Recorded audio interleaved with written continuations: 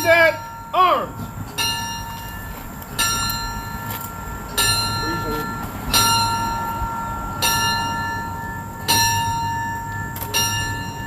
Residents and local officials gathered at Duxbury Fire Headquarters to observe the 24th anniversary of the September 11, 2001 terrorist attacks. Duxbury Fire Chief Rob Reardon tells the gathering how the memorial in front of the fire station honors those lost on that day. Today marks 24 years since the attacks of September 11th. In that time, an entire generation has grown up with no personal memory of that day. This memorial before us was built around a piece of steel recovered from the ruins of the World Trade Center and gifted to us from the FDNY.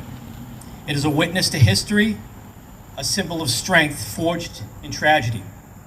Engraved on these towers are the numbers of first responders who made the ultimate sacrifice that day.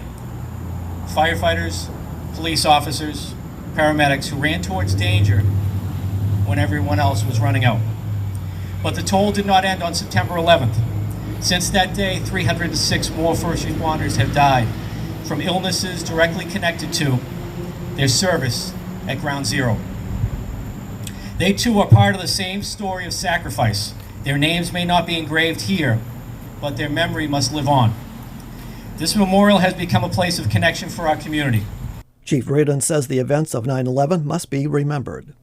Over the years, many Duxbury residents have shared with me their personal stories of 9/11. Where they were, who they lost, how their lives were changed forever.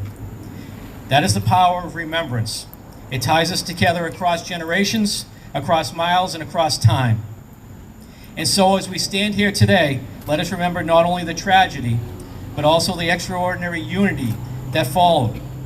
For a brief moment in our nation's history, we were not divided by politics, backgrounds, or beliefs.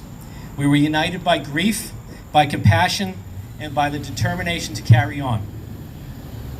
Our charge is simple but sacred, never to forget, and to ensure that those too young to remember will always know the stories, the sacrifices, and the lessons of September 11th.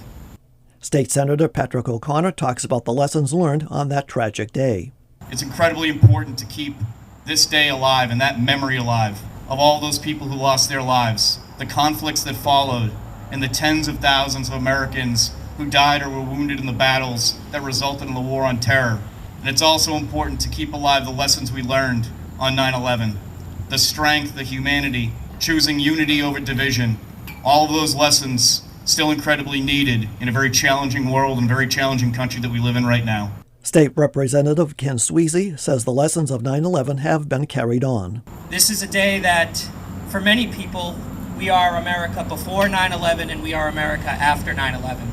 I never saw the old World Trade Centers in person, but I have seen the new beautiful building. I never flew on a plane before 9/11, but I have since, but understand the safety and security that we now have today from many people that make our nation that way. I don't remember that September 11th at one point was just another day in America, and now it's one that is circled on all of our calendars for somber recognition.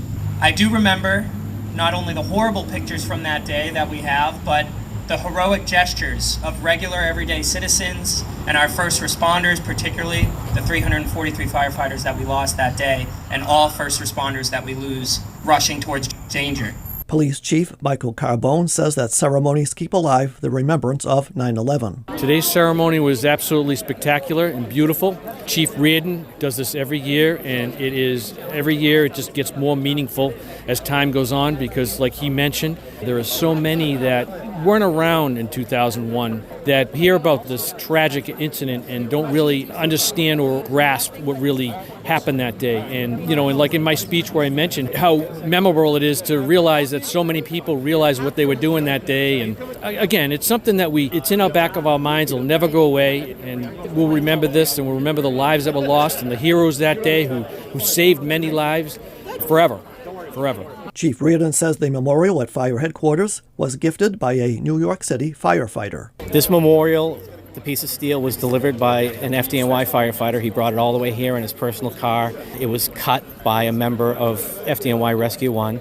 And when they donated it to us, they said, put it outside somewhere where people can touch it. They want to put their hands on it.